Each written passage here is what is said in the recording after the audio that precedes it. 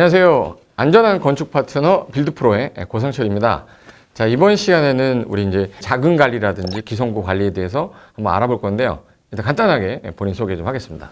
네, 안녕하세요. 빌드프로 개발금융부문 대표를 맡고 있는 한일규 대표입니다. 네. 반갑습니다. 반갑습니다. 신영부동산 신탁 고객 부동산 밸류업 서비스를 담당하고 있는 이대호 팀장입니다. 예, 반갑습니다. 네, 반갑습니다. 네, 반갑습니다. 이제 제가 예전에 건축을 한 10년 좀 지났어요. 10년 전에 이제 빌라를 지어가지고 그때 당시엔 저도 뭐 공사하는 거에 대해서 잘 모르는 상태에서 공사를 해가지고 자금 관리라든지 이런 것들에 대해서 문제가 좀 저도 좀 있었었던 건데 궁금한 것들에 대해서 이제 여러 가지 질문을 좀 받았는데 건축 자금 관리를 좀 잘하고 싶은데 이게 좀 쉽지가 않잖아요. 그래서 이제 소규모 현장 같은 데서는 전문성 있는 업체가 있는지 그 부분에 대해서 한번 좀 궁금한 것들에 대해서 좀 한번 얘기 좀 해주시겠어요? 예, 보통 저희가 이제 일반 중규모, 소규모 이런 건축들 뭐 한 10세대 미만짜리, 20세대 미만짜리, 뭐 한 조금 크면 뭐 한 30세대, 40세대 이런 것들 건축을 할 때 거의 대부분이 이제 도급 계약을 할 때 이 시공사들이 몇 월 며칠 날 뭐 공사 대금의 30%를 달라 뭐 이런 식으로 도급 계약을 하자고 하는 경우들도 있어요. 예, 근데 그렇게 날짜를 딱 정해서 계약금 몇 월 며칠 날 뭐 10% 20% 주고 또 몇 월 며칠 날 또 10% 15% 주고 뭐 이렇게 만약에 돈을 주게 되면 그 특정한 날짜에 이제 그 정도 공사를 만약에 안 했다면 그렇지. 그러면은 이제 끝나지 않았을 때. 예, 사고가 나죠. 왜냐하면 그 돈을 받고 실제로 현장에 공사는 그만큼 안 하고 이제 뭐 도망갈 수도 있고 돈을 또 다른 데다가 이제 쓰고 이런 식의 일들이 좀 많이 발생을 하다 보니까 비일비재하죠. 그게. 그렇죠. 저희가 일반적으로 이제 기성률에 따라서 이제 대금을 지급을 해줘야 된다. 이런 표현을 씁니다.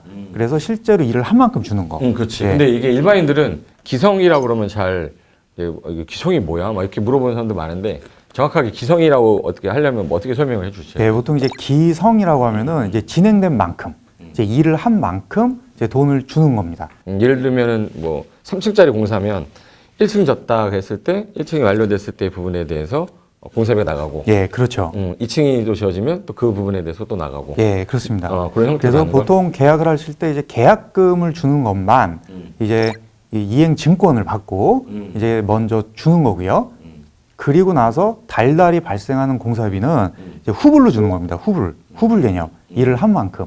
근데 이제 이 부분에서 문제가 생기면 이제 과기성이라고 보통 표현을 하는데 일을 한 것보다 더 많이 나가는 이런 케이스들 당연히 사고가 나겠죠.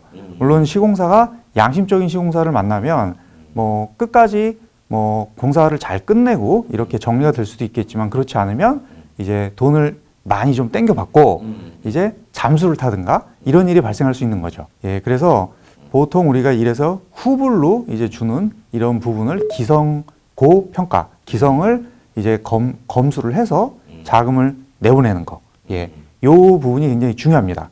그래서 이제 이럴 때 저희가 이제 좀 기술적인 부분들은 이제 저희 회사 같은 빌드프로 같은 회사에서 기술적인 부분들은 점검을 하고 또 제도적인 부분들은 이제 부동산 신탁 회사의 제도를 이용을 해서 저희가 이런 건축자금 관리나 이런 것들을 하고 있는데 이럴 때 이제 이대호 팀장님께서 한번 어떤 식으로 우리나라 이 신탁 제도를 활용해서 신탁사에서 이제 매의 눈으로 이런 기성구나 이런 것들을 보는지 한번 그 제도를 한번 좀 설명해 주시죠. 예, 맞습니다. 보통 최근에 어떠한 큰 프로젝트든 작은 프로젝트든 관련해서 부동산 신탁사의 제도를 활용해서 현재 많이 이제 개발이라든가 건설 이런 업무들을 많이 하고 있는데요. 특히 최근에 보시면 어디 뭐 지명 광고나 어떤 뭐 각종 방송 광고를 통해서 보더라도 그 각종 그 아파트라든지 상가, 오피스텔 분양 광고들이 나오면 그 시행사가 주로 일반적인 시행사가 아니라 신탁사가 들어가서 하는 그런 구조로 많이 진행하고 있고요.